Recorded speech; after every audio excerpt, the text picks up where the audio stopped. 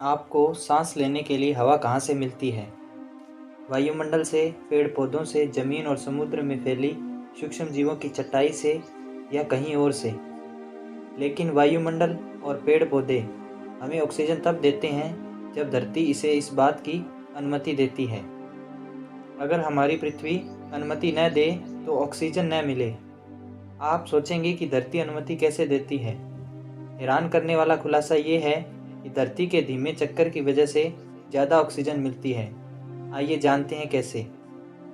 अब जाकर वैज्ञानिक धरती को ऑक्सीजन से परिपूर्ण ग्रह बनने की असली वजह के करीब पहुंच पाए हैं। धरती पर सूक्ष्म जीवों की चादर से निकलने वाली ऑक्सीजन की सबसे बड़ी वजह है धरती का अपनी धुरी पर धीमे घूमना। धरती का अपनी धुरी पर घूमने की शुरुआत करीब 240 करोड़ साल पहले हुई थी, क्योंकि धरती तब युवा थी, नई नई बनी थी। तब यह बहुत तेजी से अपनी धुरी पर घूमती थी। इसका एक चक्कर कुछ ही घंटों में पूरा हो जाता था। करोड़ों साल पहले जब धरती ने धीमे धीमे घूमना शुरू किया, तब दिन की रोशनी का अपना समय तय हो गया। ये दिन का समय यानी सूरज की रोशनी लंबे समय तक धरती को छूती थी। इसकी वजह से सूक्ष्म जीवों को सूरज की रोशनी में रहकर ज़्यादा फोटोसिंथेसिस करने का मौका मिला, जिसका बाई प्रोडक्ट है ऑक्सीजन यानी अपना O2। वैज्ञानिकों ने देखा कि जिन जगहों पर सूक्ष्म जीव यानी साइनोबैक्टीरिया और उस जैसे जीवों की मौजूदगी ज़्यादा होती है, वहाँ पर ऑक्सीजन का स्तर भी ज़्यादा होता है। वैज्ञानिकों ने हाल ही में अमेरिकी राज्य मिशिगन और कनाडाई राज्य ओंटारियो की सीमा पर स्थित लेक हुरोन में बने एक सिंक होल का अध्ययन किया है। लेक हुरोन में पाए जाने वाले कुछ सूक्ष्म जीव तो धरती पर मौजूद प्राचीन बैक्टीरिया की प्रजातियों से हैं। इस झील में दो प्रकार के सूक्ष्म जीवों की मौजूदगी है।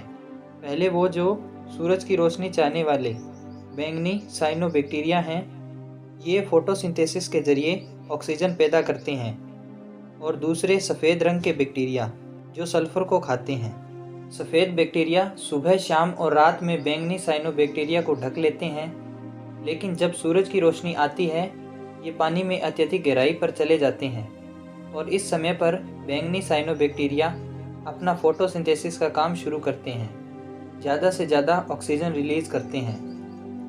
दिन की रोशनी और ऑक्सीजन के उत्पादन के बीच सीधा संबंध है।